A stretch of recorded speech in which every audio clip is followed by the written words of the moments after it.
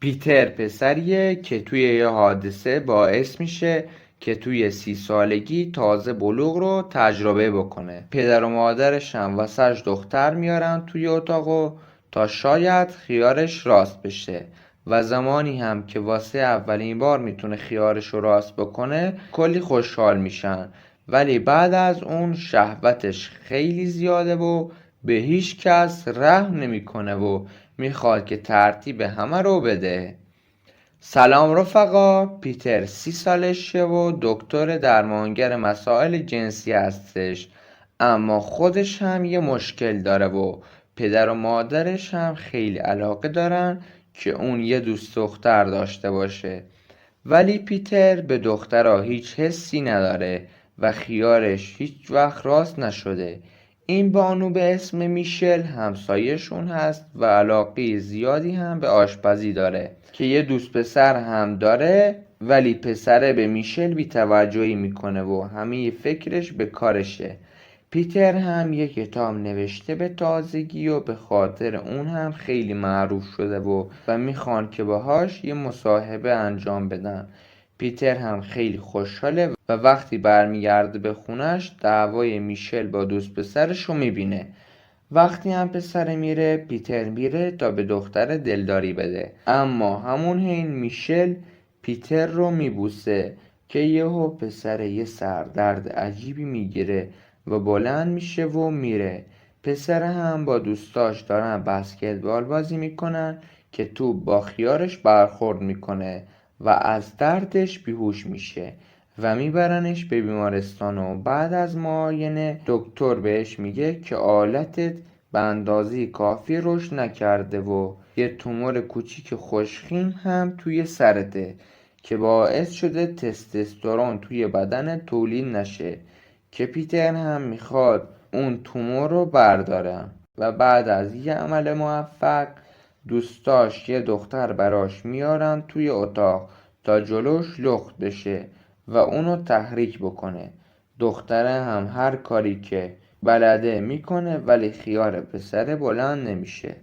روز بعدش که پیتر از خواب بلند میشه، پدر و مادرش میبینن که بالاخره خیارش راست شده و خوشحال میشن. بعد از اون پیتر تا میتونه خودشو خالی میکنه و بعدش میره پیش دکتر و ازش کمک میخواد که دکتر هم بهش میگه که باید این دوران رو بگذرونی و چاره‌ای نداره. پیتر هم میره پیش دختره که اونم داره میره به مسابقات آشپزی و ازش خداحافظی میکنه و خودش هم میره به اون مصاحبه‌ای که داشت.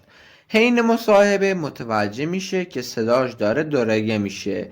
بعد از اون هم صورتش پر از جوش میشه و کلی هم اعصابش به خاطر بلوغ به هم میریزه و با پدر و مادرش هم دعوا میکنه. یکی از دوستاش که زن و بچه داره ازش میخواد که از پسرشون مراقبت بکنه تا اونا واسه سالگرد ازدواجشون برن، که پیتر هم با اصرار دوستش قبول میکنه. بعد از اون پیتر میره سراغ انواع مختلفی از دخترها و میخواد اون چند سال رو جبران بکنه و به هر روشی که میتونه ترتیبشون رو میده.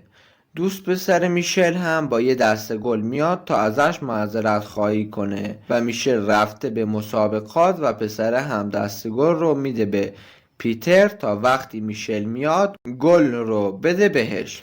وقتی هم دختره میاد دسته گل رو که میبینه فکر میکنه که پیتر واسش خریده و خوشش میاد و یه قرار شام باهاش میذاره. پیتر هم که خیلی کفه و میخواد ترتیبش رو بده درخواستش رو قبول میکنه و یادش میره تا از بچه دوستش مراقبت بکنه و با بانو میرن به یه رستوران. وقتی دارن صحبت میکنن یهو دوستش و همسرش هم با هم میان اونجا و بهش میگن که این میز رو ما رزرو کردیم و میشل هم از این که پیتر بهش دروغ گفته ناراحت میشه و بلند میشه که بره و پیتر هم نمیتونه کاری بکنه. بعد از اون پیتر شروع میکنه به مخ زدن مریضاش. وقتی هم داره میکشه پایین تا با مریضش برن روی کار یهو در اتاقش باز میشه و رئیسش هم اونا رو میبینه و بعدش پیتر رو اخراج میکنه. پسره هم که آمپری زده بالا میره به همون رستورانی که میشل اونجا سرآشپزه و شروع میکنه به این که مخ بانو رو بزنه و میگه که دوستش داره و شروع به لب گرفتن میکنن. بعد از اون هم پیتر که خیلی کفه بانو رو حامله میکنه و چند ماهی از این موضوع میگذره و پیتر هم یک کتاب مینویسه در مورد نوجوانانی که تازه دارن به بلوغ میرسن. عزیزای دلم، امیدوارم لذت برده باشین. لایک و سابسکرایب یادتون نره. سکسیای من.